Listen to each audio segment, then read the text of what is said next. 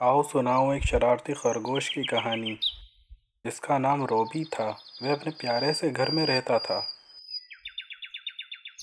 और आए दिन कुछ ना कुछ शैतानी करता रहता था और खाना खाने में बहुत परेशान करता था।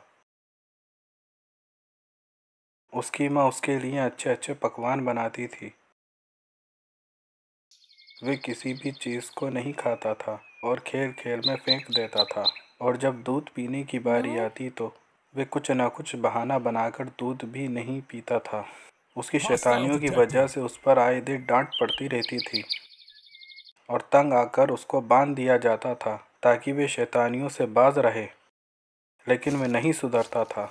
एक दिन जब वे काफ़ी मना करने के बाद अपनी शैतानियों में लगा हुआ था, तभी अचानक एक कीमती फूलदान नीचे आकर गिरा और गिरकर टूट गया, जिसे देख उसके माँ बाप ने उसे बहुत डांटा।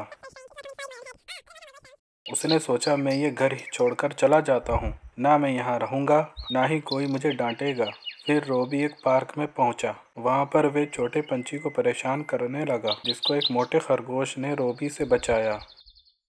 फिर वे अपनी मस्ती में चूर आगे चलने लगा और वे चलता हुआ एक पार्क में पहुँचा। वहाँ पहुंचकर रोबी की शैतानियाँ चालू हो गईं, जिसे सभी नीचे खड़े देख रहे थे और मना कर रहे थे, लेकिन वे कहाँ किसी की सुनता था। वे तो अपनी शैतानियों में ही लगा रहा। रोबी गलत ढंग से स्लाइडिंग कर रहा था। फिर वे फिसलते हुए एक जगह आकर फंस गया, जहाँ से निरंतर निकलने की कोशिश करता रहा, लेकिन वे नहीं निकल पाया और नीचे गिरकर घायल होकर अपने घर की तरफ जाने लगा। वे जख्मी हालत में अपने घर पहुंचा और अपनी माँ से माफ़ी मांगने लगा।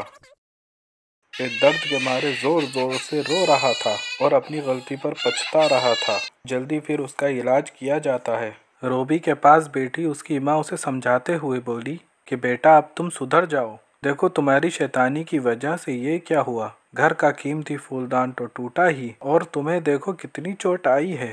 अगर तुम हमारा कहा मानते तो ये सब नहीं होता। अब आइंदा से कोई शैतानी नहीं करना। अब तुम सुधर जाओ और एक अच्छे बच्चे बनकर दिखाना। वे फिर जल्द ही ठीक हो गया और अपने घर वापस आ गया। अब वे सुधर चुका था और अपने माँ बाप से भी उसने माफ़ी मांगी।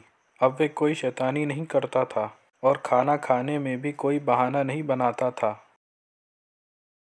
और खाने में अपनी माँ की मदद करता था और अपने पिताजी के कामों में उनका हाथ बटाता था।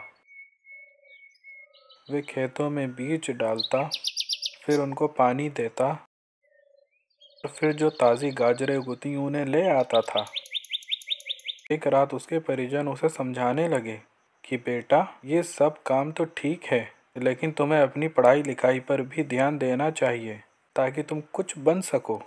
अगले दिन वे एक तालाब किनारे बैठा अपने परिजनों की बातों को सोच रहा था और काफ़ी सोचने के बाद उसने निश्चय किया कि वह खूब पढ़ाई लिखाई करेगा और एक दिन डॉक्टर बनेगा। फिर वे खूब मेहनत से पढ़ाई लिखाई पर ध्यान देने लगा, जिसे देख उसके माँ बाप उससे बहुत खुश हुए और उसे एक अच्छे स्कूल पढ़ने भेज दिया।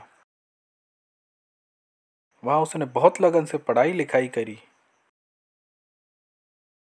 आखिरकार वे एक दिन डॉक्टर बन ही गया और मरीजों का इलाज भी करने लगा और काफ़ी समय बाद वे डॉक्टर बन के ही अपने घर लौटा। बाय बाय दोस्तों।